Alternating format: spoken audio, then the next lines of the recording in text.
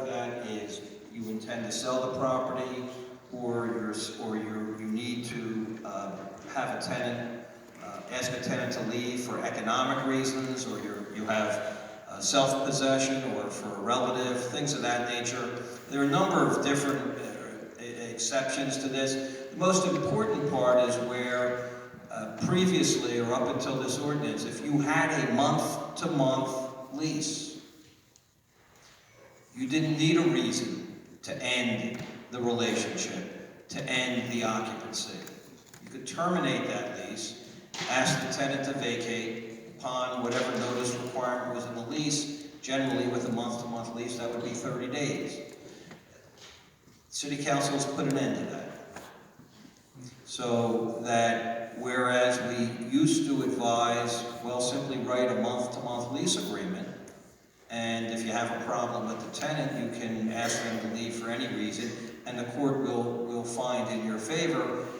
That is no longer the case. Paul and I were just discussing it earlier, and the recommendation at this point is that probably makes sense, or in fact it does make sense, in writing your new leases that they be initially for a term of 1 year.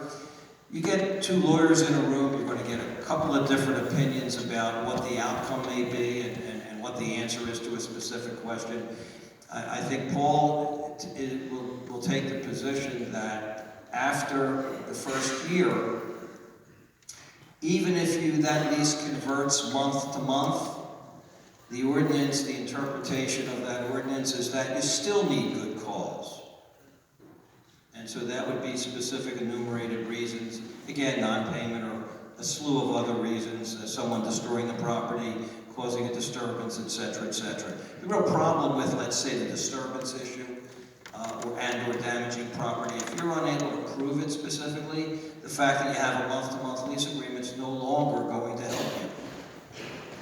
My interpretation is that, and I would suggest, and you follow it or not, is that you write the lease for a year, but after the first year you have it continue on a month-to-month basis. The worst that can happen after that first year, if you attempt to evict or give a notice of termination or non-renewal, is that the court's going to tell you can't do it unless you have good cause. And that may very well be the outcome, although I think each judge will make a decision on his or her own as to the interpretation. But be aware that these month-to-month leases no longer afford you the protection that they had afforded up until now. So this only applies to leases that are for less than 1 year, just cause. So if you have the lease for a year or longer, you don't have to follow the just cause. At the end of the year, you can terminate it, right? You all understand that? Does that make sense? No grandfather on that either, right? There's no grandfather on it, which is a great point, because quite frankly, I think that violates the Pennsylvania and the United States Constitution against ex post facto laws and interference with contracts, but we're going to get into that in a minute. It's also my understanding if you have a lease for 1 year and then it goes month to month, that's okay. That's what Kenny was alluding to. Same thing. I think you're on a dangerous ground. And talking to City Council, their understanding in how they wrote the bill was that it applies to the renewals as well, so that the renewal would have to be for a year. So my suggestion, to be safe, is you do a 1 year lease with a 1 year renewal. Now here's a little workaround for you. Ken can tell me if he thinks this is okay. Yes. Excuse me? No, we are playing.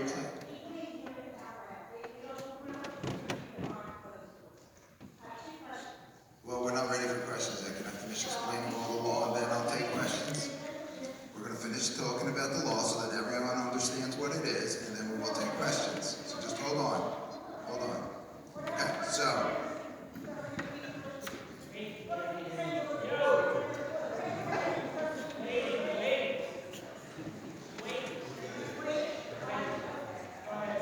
Thank you. Okay, so if you have a lease for 1 year, that lease means that at the end of the year, either the landlord or tenant can terminate it. If you have a lease for 1 month, The tenant can terminate it, but the landlord can't unless they have good cause. So think about that. That 1 month lease becomes a unilateral contract. Basically, the definition of a unilateral contract means one party can terminate it, but the other party can't. For life. It's a unilateral contract for life. That 1 month lease actually has a longer term than a 1 year lease. Think of the absurdity of that, right? So why would you ever want to enter into a 1 month lease that the tenant can terminate, but you can't? So at that point, you want to enter into a 1 year lease.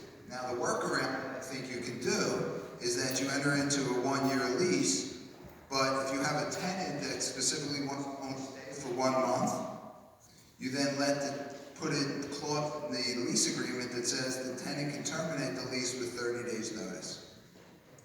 So now the tenant has the right to terminate it, but you still have the right to terminate it as well at the end of the year. So rather than you being locked into a month-to-month lease that you can't terminate, that basically lasts forever, you can still terminate it at the end of the year. The tenant still gets the right to terminate it in 30 days. And I think that solves the problem. My opinion, and that may solve the problem somewhat, the one thing we absolutely agree on is that at the inception of any lease that you're now about to enter into, absolutely it should be for a 1 year term. If you write that lease for 1 month and continuing month to month, you're shooting yourself in the foot. The question that we're going to struggle with is if you write the lease for 1 year and provide for an automatic renewal of month-to-month duration, how is the court going to handle that situation? And the answer is we don't know that yet. Bear in mind that Paul may have had conversations with members of City Council who were hoping or thinking that this would, that the way they wrote that ordinance would cover the situation. Judges will make that decision because judges are authorized to interpret that law and that ordinance. And it won't surprise me if some judges say that even if the lease was for 1 year and converted month to month, that you still can't terminate that lease without good cause. And I would think that there are other judges who will say the only protection was during the 1 year, and if that lease then renewed on a month-to-month basis, that's a different situation. I don't know that I'm right. I don't know that I'm wrong. We're not going to know that until judges start to make those decisions. At some point, it's going to go up to an appellate court, and then that will be the law in the Commonwealth. But for right now, just be aware, writing a month-to-month lease to begin with doesn't help you, it hurts you, and it provides you with no protection. So we should do a lease then basically saying if this lease is not renewed by both parties within 30 days prior to its expiration, then you must vacate it. You don't have to renew a lease. You can write the lease for 1 year, and it can provide, and many leases do, that this lease absolutely ends at the ending date unless parties have agreed to some sort of an extension in writing. So, the bottom line is initially, certainly initially, about writing a month-to-month lease agreement. It no longer protects landlords. There's no upside to a month-to-month lease.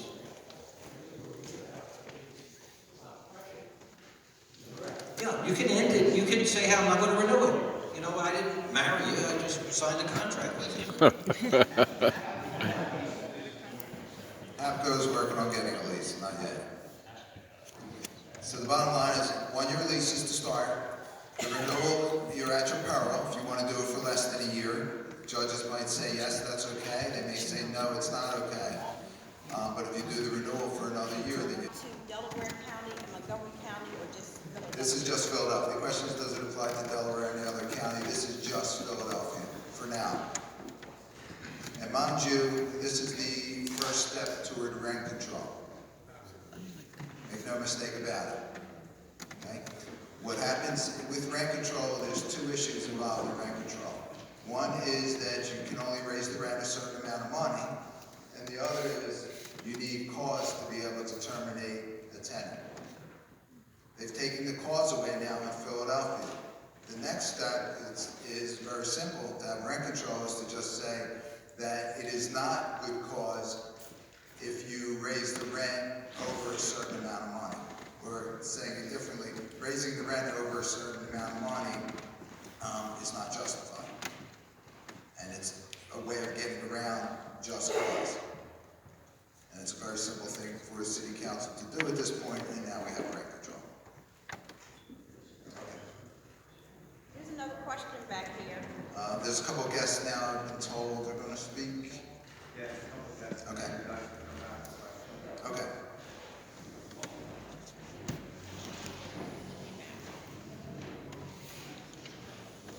Includes a number of different places, DIA, Apartment Association, who else, G-Par, Board of Realtors, and we have a letterhead, and where there are things politically that happen, we do, as a unit, send in letters, we testify together, so it's very important. And I know I'm going to keep repeating this, HAPCO needs new members. It's reasonable, we are out there supporting you, we do a lot of work. HAPCO, because of things going on, we don't have the membership we used to have. So if everybody tells one friend or two friends to join, it's very reasonable. And we're going to be offering a lot more. We're going to have a PR person to tell you what we're doing. So please tell your friends, join. It's reasonable when you need an organization like this to help support you in the future. I just want to say that it's unbelievable the work that Harvey does for this organization. I'm sure the board members know that. I don't know how much the general membership realizes the tireless efforts that Harvey puts in fighting for this organization. It's nonstop. I'll get calls on Saturday, Sunday, evenings. He just spoke to this one, he spoke to that one. This is what's going on, this is what's happening. He constantly is at this on behalf of HAPCO. It's just unbelievable.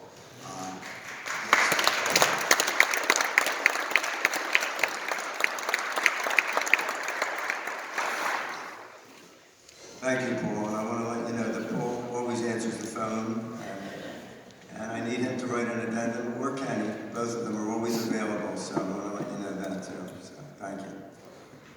We have a couple guests, and we always try to bring people that offer something for HAPCO. We want you to know that we do have a program with Home Depot, but I'll get into that later. The people have it. I think somebody's here representing that, but right now I'd like to invite Ebony Williams, the Landlord Engagement Program, up to tell you a little bit about what she can do for us.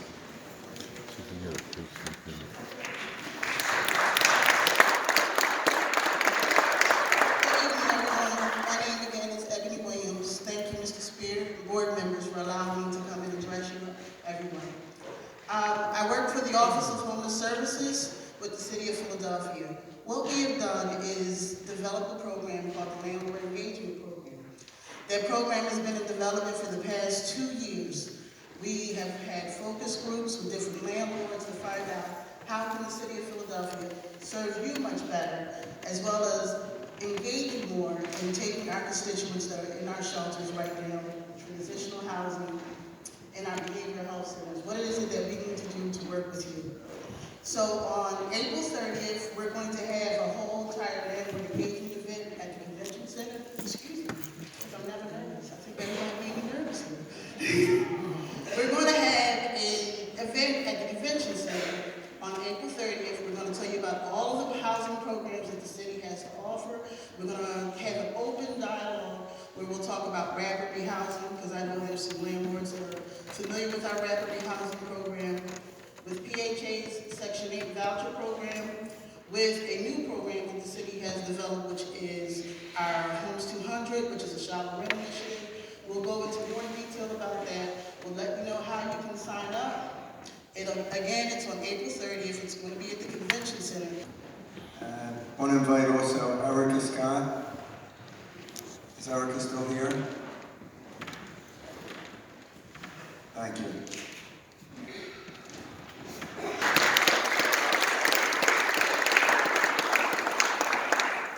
Hi everyone, my name is Erica. I'm with Easy Landlord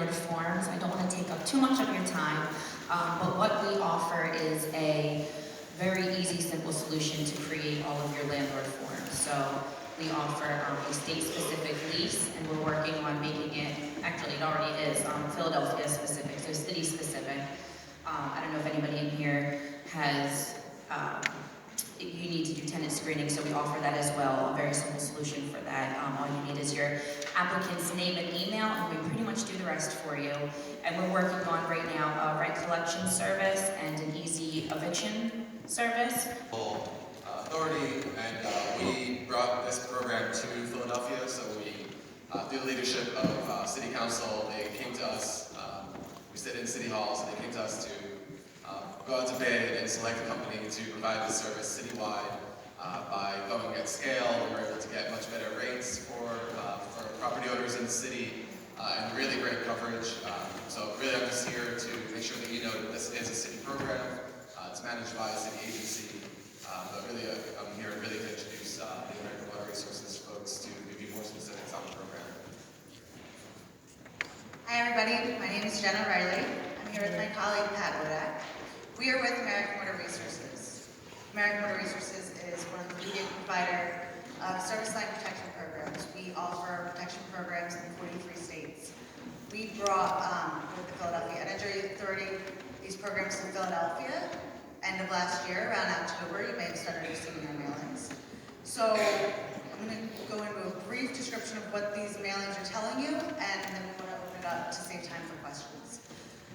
So American Water Resources is a subsidiary of American Water, the largest publicly traded water and wastewater company, utility company. We have an A+ rating with the Better Business Bureau. We are offering you water and sewer line protection programs from your meter out to the main line at a low cost of $7.98 a month. That is unlimited coverage on your water and your sewer line. That's a very high level, but I want to leave time for questions. Are there any questions? Your water and your sewer line, $7.98 a month, unlimited coverage.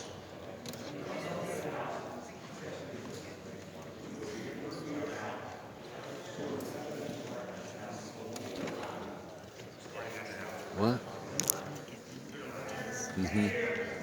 Yes, it's starting at the house and going out to the ladder.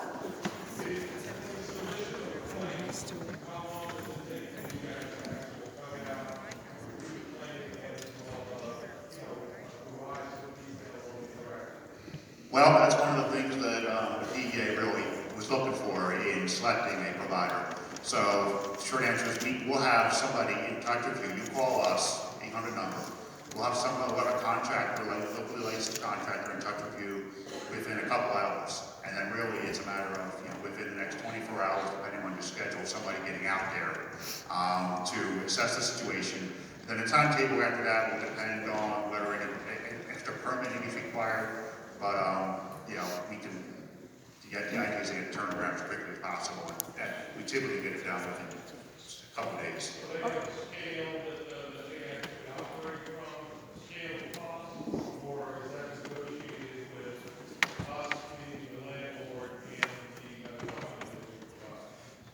No, it's not negotiated. It's just a flat fee, information in the brochures that you pay per month for water line, sewer line, or as Jenna mentioned, most people are buying the water line, sewer line combo. Sure. We are a one-stop solution for you. So you have a claim, you call us, we will get the contractor. And just so you know, there are local contractors, we vet them, and we also constantly, once somebody has a claim, we send them surveys. We're constantly monitoring the satisfaction from Philadelphia homeowners on these contractors. And if that satisfaction isn't up to par, we do not send them out to you. What's the wait time once you sign up? Is there a wait time once you sign up? Is it 30 days? Yes. Harvey, Paul, Ken, thank you. Thank you to HEPCO for placing their trust in Focus Media Services. As Harvey mentioned, I spent 34 years in television news, and as I sort of told him at the board meeting prior to general membership tonight, I said 34 years of anything is plenty. Had a great time. It's a marvelous field, and I thought partnering with two other veteran journalists, Brad Satin and Chris O'Connell, and forming Focus Media, we take a very different approach to public relations. We take more of a journalist's eye, more of a critical critical eye and sort of what are the things that are salient to the public. One of the things we really wanted to do, and that HAPCO was very, very urgent about, was to increase membership, to stop the hemorrhage of membership, increase revenue, increase awareness. One of the things that I found in talking with some of the board members, Jim Sims in particular, in 34 years, the last 25 in Philadelphia, most members of the media do not know there is a landlord advocacy group out there, because most of the coverage we did was at the behest of the tags and the terms and the tenant advocacy groups. And we were forced to chase down some poor hapless landlord. And in most cases, there were valid points on both sides, but it was that messaging that was not getting across. And that was one of the things that I just felt so strongly about in partnering with HAPCO, is they've got a marvelous story to tell. Incredible love stories, as I call them, with their tenants, things they have done for the community and for the citizenry. A lot of those stories don't get out there. And a lot of times you hear about it, it's that reflexive knee-jerk reaction about rental property owners. So one of our missions is to take a look at the HAPCO brand, see what sort of internet and public equity there is out there. Also look at the mission statement.